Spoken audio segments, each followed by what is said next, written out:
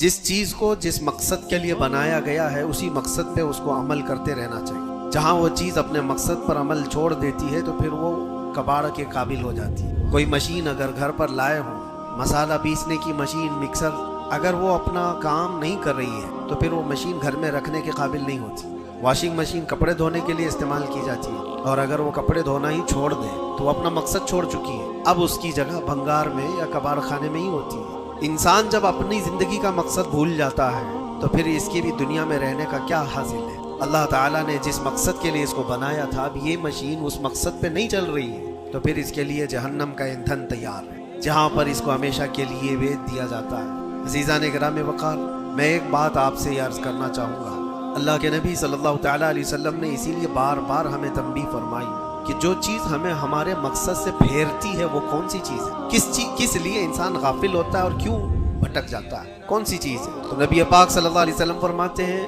میں میرے بعد اپنی امت سے اس بات کا اندیشہ نہیں رکھتا کہ یہ کافر ہو جائے گی، مشرک ہو جائے گی۔ حضور فرماتے ہیں مجھے اس کا ڈر نہیں ہے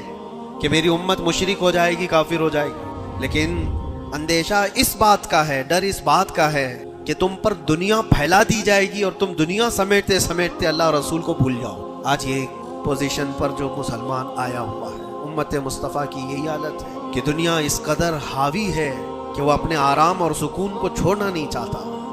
جو کمفرٹ زون میں جینے کا عادی ہو گیا ہے اسے آج مشکلات کا سامنا کرنے کی ہمت نہیں ہے۔ آج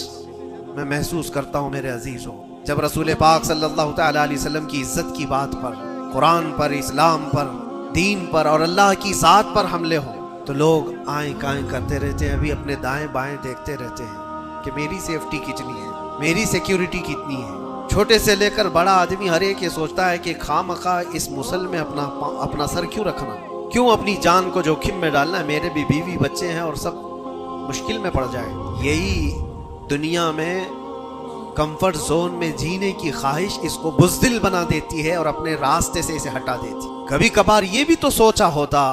کہ بیوی بچے اور گھر بار اور جائیداد اور بزنس صرف ہمارے نہیں، صحابہ کے بھی تھے جو رسول پاک صلی اللہ تعالیٰ علیہ وسلم کے سچے غلام ہیں، ان کی بھی جائیدادیں تھیں، ان کے بھی مال و اولاد تھے،